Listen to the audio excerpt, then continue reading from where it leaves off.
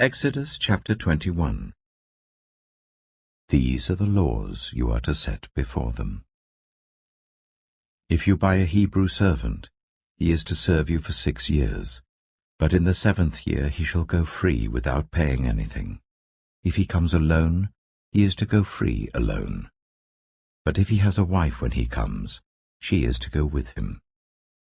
If his master gives him a wife and she bears him sons or daughters, the woman and her children shall belong to her master, and only the man shall go free.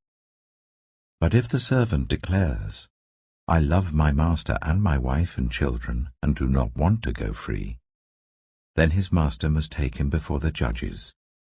He shall take him to the door or the doorpost, and pierce his ear with an awl. Then he will be his servant for life. If a man sells his daughter as a servant, she is not to go free as male servants do. If she does not please the master who has selected her for himself, he must let her be redeemed. He has no right to sell her to foreigners, because he has broken faith with her. If he selects her for his son, he must grant her the rights of a daughter. If he marries another woman, he must not deprive the first one of her food, clothing, and marital rights. If he does not provide her with these 3 things, she is to go free without any payment of money.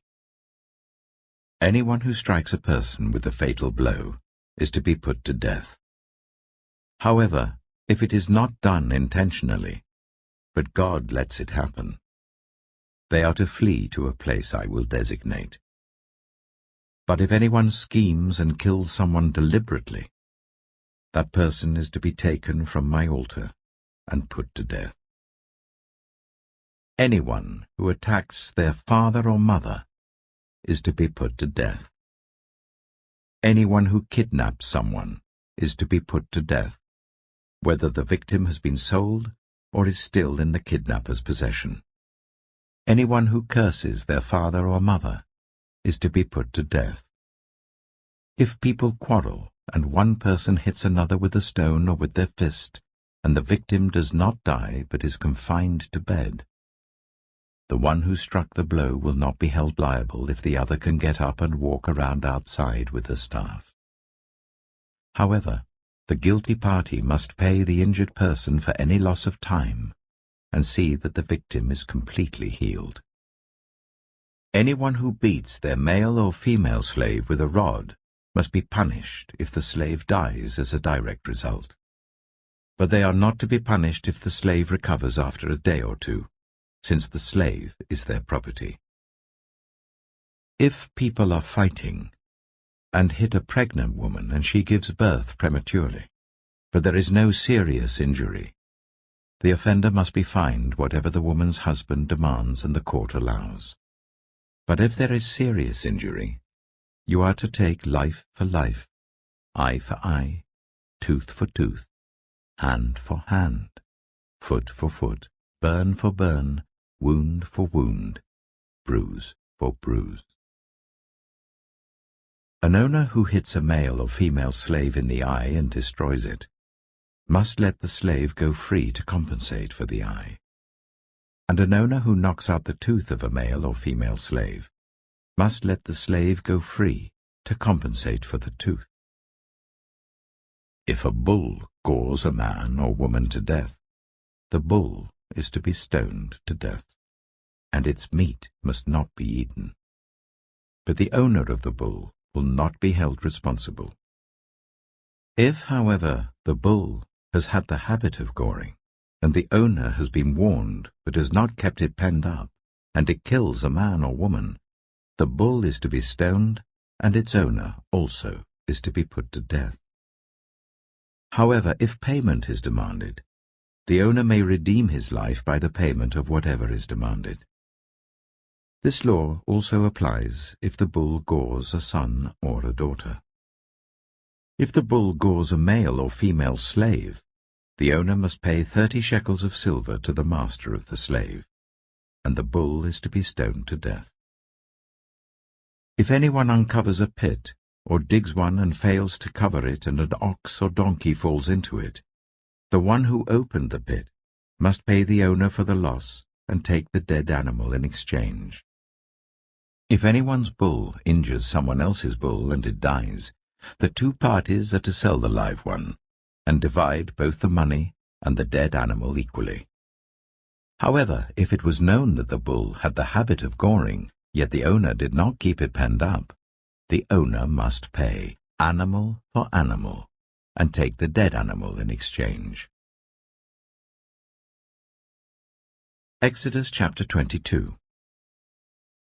Whoever steals an ox or a sheep and slaughters it, or sells it, must pay back 5 head of cattle for the ox and 4 sheep for the sheep. If a thief is caught breaking in at night and is struck a fatal blow, the defender is not guilty of bloodshed. But if it happens after sunrise, the defender is guilty of bloodshed. Anyone who steals must certainly make restitution. But if they have nothing, they must be sold to pay for their theft. If the stolen animal is found alive in their possession, whether ox or donkey or sheep, they must pay back double. If anyone grazes their livestock in a field or vineyard, and lets them stray and they graze in someone else's field, the offender must make restitution from the best of their own field or vineyard. If a fire breaks out and spreads into thorn bushes, so that it burns sheaves of corn or standing corn or the whole field, the one who started the fire must make restitution. If anyone gives a neighbor silver or goods for safekeeping, and they are stolen from the neighbor's house, the thief, if caught, must pay back double. But if the thief is not found, the owner of the house must appear before the judges, and they must determine whether the owner of the house has laid hands on the other person's property. In all cases of illegal possession of an ox, a donkey, a sheep, a garment, or any other lost property about which somebody says, "This is mine," both parties are to bring their cases before the judges. The one whom the judges declare guilty must pay back double to the other. If anyone gives a donkey, an ox, a sheep, or any other animal to their neighbor for safekeeping, and it dies, or is injured, or is taken away while no one is looking, the issue between them will be settled by the taking of an oath before the Lord, that the neighbor did not lay hands on the other person's property. The owner is to accept this, and no restitution is required. But if the animal was stolen from the neighbor, restitution must be made to the owner. If it was torn to pieces by a wild animal, the neighbor shall bring in the remains as evidence, and shall not be required to pay for the torn animal. If anyone borrows an animal from their neighbor, and it is injured or dies while the owner is not present, they must make restitution. But if the owner is with the animal, the borrower will not have to pay. If the animal was hired, the money paid for the hire covers the loss. If a man seduces a virgin who is not pledged to be married and sleeps with her, he must pay the bride price, and she shall be his wife. If her father absolutely refuses to give her to him, he must still pay the bride price for virgins. Do not allow a sorceress to live. Anyone who has sexual relations with an animal is to be put to death. Whoever sacrifices to any god other than the Lord must be destroyed. Do not ill-treat or oppress a foreigner, for you were foreigners in Egypt. Do not take advantage of the widow or the fatherless. If you do, and they cry out to me, I will certainly hear their cry. My anger will be aroused, and I will kill you with the sword. Your wives will become widows, and your children fatherless. If you lend money to one of my people among you who is needy, do not treat it like a business deal. Charge no interest. If you take your neighbor's cloak as a pledge, return it by sunset, because that cloak is the only covering your neighbor has. What else can they sleep in? When they cry out to me, I will hear, for I am compassionate. Do not blaspheme God or curse the ruler of your people. Do not hold back offerings from your granaries or your vats. You must give me the firstborn of your sons. Do the same with your cattle and your sheep. Let them stay with their mothers for 7 days, but give them to me on the 8th day.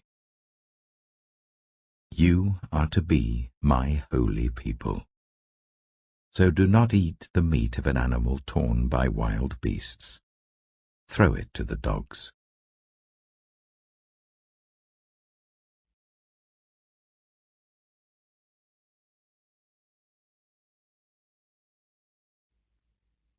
Mark chapter 12. Jesus then began to speak to them in parables. A man planted a vineyard. He put a wall round it, dug a pit for the winepress, and built a watchtower. Then he rented the vineyard to some farmers and moved to another place. At harvest time he sent a servant to the tenants to collect from them some of the fruit of the vineyard. But they seized him, beat him, and sent him away empty-handed. Then he sent another servant to them. They struck this man on the head and treated him shamefully. He sent still another, and that one they killed. He sent many others. Some of them they beat, others they killed. He had one left to send, a son whom he loved. He sent him last of all, saying, They will respect my son. But the tenants said to one another, This is the heir. Come, let's kill him, and the inheritance will be ours. So they took him and killed him and threw him out of the vineyard. What then will the owner of the vineyard do? He will come and kill those tenants and give the vineyard to others. Haven't you read this passage of Scripture? The stone the builders rejected has become the cornerstone. The Lord has done this, and it is marvelous in our eyes. Then the chief priests, the teachers of the law, and the elders looked for a way to arrest him because they knew he had spoken the parable against them. But they were afraid of the crowd, so they left him and went away. Later they sent some of the Pharisees and Herodians to Jesus to catch him in his words. They came to him and said, Teacher, we know that you are a man of integrity. You aren't swayed by others because you pay no attention to who they are, but you teach the way of God in accordance with the truth. Is it right to pay the poll tax to Caesar or not? Should we pay or shouldn't we? But Jesus knew their hypocrisy. Why are you trying to trap me? He asked. Bring me a denarius and let me look at it. They brought the coin, and he asked them, Whose image is this, and whose inscription?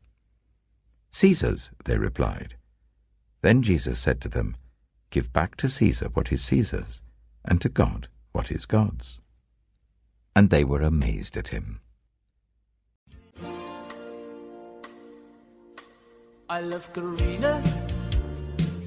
Tell the world I do. I love Karina. Tell the world I do. I pray every night. See them to love me too.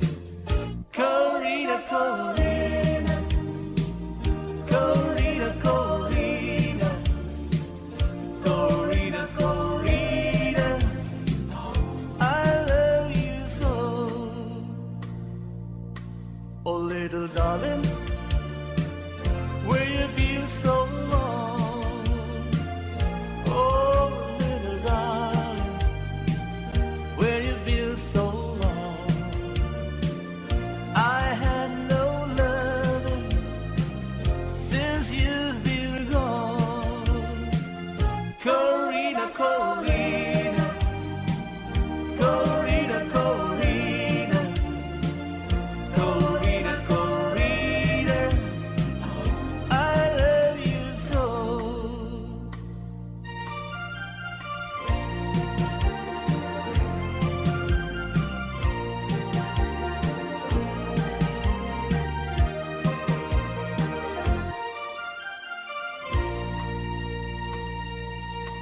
I left Karina way across the sea.